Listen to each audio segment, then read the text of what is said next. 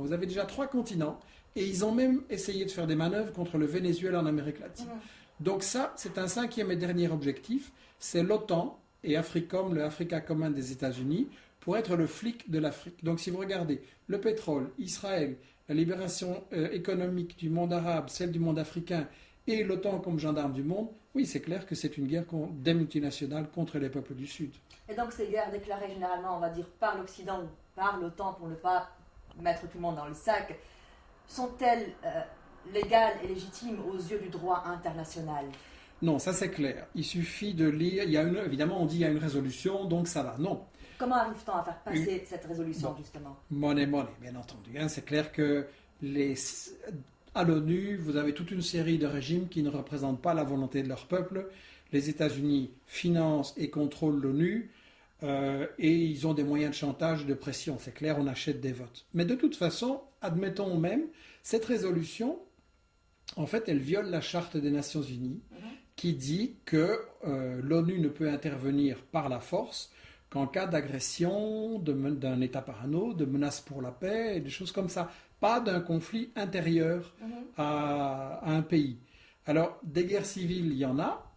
Un gouvernement en droit international a le droit de réprimer une guerre civile. Je ne dis pas que c'est bien, je ne dis pas que je suis content et je ne dis pas qu'il n'y a pas des motifs de mécontentement et de revendication. C'est une autre question. Mais l'ONU, et non certainement pas les États-Unis ou la France, n'ont pas le droit d'intervenir militairement pour régler une affaire intérieure à un pays. Sinon, ce qu'on appelle ce soi-disant droit d'ingérence humanitaire, en fait, c'est le retour au temps des colonies, n'est-ce pas? Parce que le droit d'ingérence, il a toujours existé avant. La France, l'Angleterre, l'Espagne, le Portugal, la Belgique, les États-Unis ont toujours considéré qu'ils avaient le droit d'aller dans les colonies, d'occuper militairement et de mater les rebelles.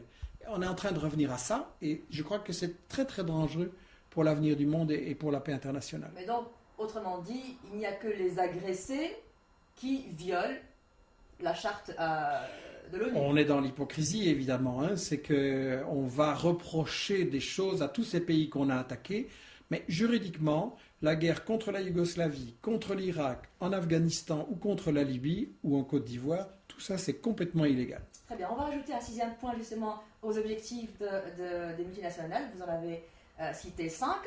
Il y a plus de 900 km de frontières entre la Libye et l'Algérie, qui est aussi un pays riche, mais on y reviendra plus tard. Comment lisez-vous la situation au Soudan?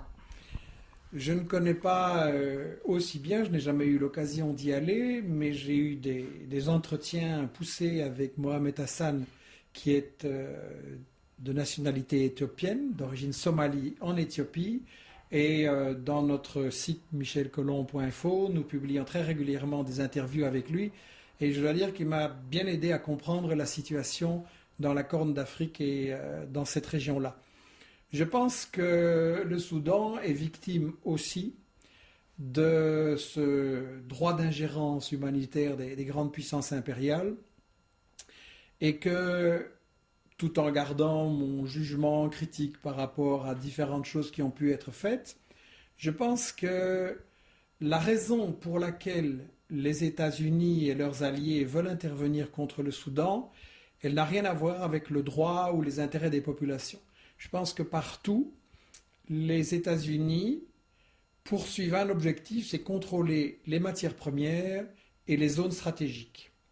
Et le Soudan est un pays très très important en Afrique par sa taille, par son poids, par ses ressources et par l'ensemble de la région.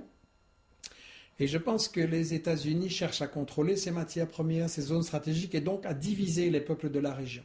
Et dès qu'un gouvernement est un peu résistant sur l'un de ces points, alors c'est clair qu'on va le frapper par différentes manières.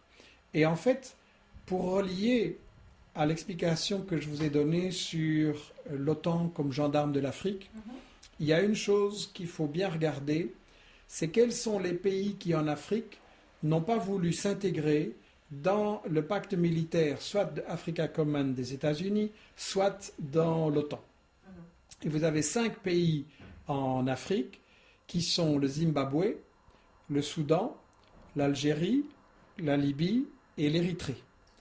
Et chacun de ces 5 pays a de gros problèmes. L'Érythrée est sous menace de sanctions. Les États-Unis lui ont imposé une guerre par l'Éthiopie et menacent clairement l'Érythrée. Le Zimbabwe aussi est sous sanctions, on essaye de l'étrangler. La Libye, nous l'avons vu. L'Algérie, je pense qu'on l'a déjà beaucoup punie et elle est toujours dans le collimateur si elle dévie un peu de la ligne qu'on lui trace. Et il est clair que dans le Soudan, comme il y avait là aussi une résistance, on a organisé la sécession d'un pays. Est-ce que c'est dans l'intérêt des populations locales? Est-ce que même les populations qui ont fait sécession, ça va leur profiter à l'avenir? Ça, j'ai de gros doutes sur ça. Et je pense qu'en fait, les États-Unis, dans des régions comme ça, ils n'essayent pas de régler les problèmes qui peuvent se poser, mais ils essayent en fait d'utiliser, c'est le fameux diviser pour régner des colonialistes, et ils essayent d'aggraver les problèmes pour avoir une bonne raison de dominer la région. Le problème, c'est que nous n'avons pas de justice internationale. Pour l'instant, on a une justice d'effort qui est au service de leurs intérêts, et on n'a pas une vraie justice internationale.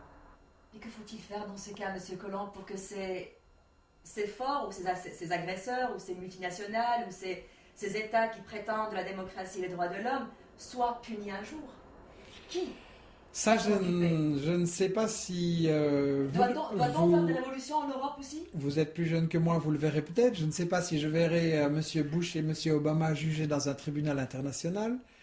Mais ce que je pense, c'est que pour faire avancer les choses, pas sur le plan de la justice, c'est sur le plan de la lutte effectivement pour les droits économiques, sociaux et démocratiques. Je crois que le combat majeur aujourd'hui, il se déroule dans le Sud. Et pour ma part, j'ai beaucoup travaillé sur l'Amérique latine et sur ce que Chavez a fait dans son pays, ou au Venezuela, ou Evo Morales en Bolivie. Et je pense que là, il se passe quelque chose d'important. On a décidé que l'argent du pétrole, du gaz ou des autres sources naturelles allait profiter non plus aux multinationales, mais à la population pour donner l'éducation, les soins de santé, du travail, une aide pour sortir de la pauvreté. Et il y a de très très grands progrès. Et vous voyez que l'ensemble de l'Amérique latine est en train d'aller dans cette voie avec des rythmes et des conceptions différentes, mais quand même, ça avance vraiment dans le bon sens. Ce qui me semble intéressant, c'est que la bataille pour la démocratie, mais avec une démocratie active, une participation des gens, pas seulement un parlement où on vote une fois tous les 4 ans et puis on n'a plus rien à dire. Cette bataille pour la démocratie, elle est combinée à une bataille pour la justice sociale. Et donc je pense que là, c'est quelque chose qui donne une bonne espérance. Je crois qu'il faut absolument que l'Amérique latine, l'Afrique, le monde arabe, les pays d'Asie créent une véritable alliance Sud-Sud, établissent des relations entre eux sur le plan des échanges, sur le plan d'un commerce plus juste, sur le plan d'avoir comme Bancosur en Amérique latine ou un fonds monétaire africain, des banques qui peuvent financer des projets de développement dans l'intérêt des pays du Sud et pas sous le contrôle de la Banque mondiale et du FMI qui sont des bandits et qui sont des maîtres chanteurs. Et je pense qu'il faut combiner ça avec une mobilisation des peuples pour assurer le plus de démocratie possible. Parce que si vous voulez construire une nouvelle économie et des relations internationales, ça doit se faire avec une participation populaire très importante. Un facteur qui m'incite à l'optimisme, c'est que dans les relations internationales actuelles, vous savez, les rapports de force ont beaucoup changé. Avec la montée en puissance de la Chine, qui essaie de construire une autre économie, qui a réussi à sortir 400 millions de gens de la pauvreté, alors qu'en Afrique, le nombre de pauvres augmente, malgré toutes les promesses du capitalisme occidental. Donc ces relations entre Afrique, Amérique latine, Chine, etc., c'est vraiment un facteur qui change les rapports de force dans le monde. Les États-Unis sont en déclin. Ils s'affaiblissent sur le plan économique, sur le plan politique, même sur le plan militaire. On peut constater qu'ils n'arrivent pas à gagner les guerres qu'ils déclenchent. L'Europe aussi connaît de grands problèmes. Donc le monde est en train de changer. Et je pense que si on a une lutte qui unit les peuples du Sud et les peuples du Nord pour mettre fin au colonialisme, j'ai bon espoir.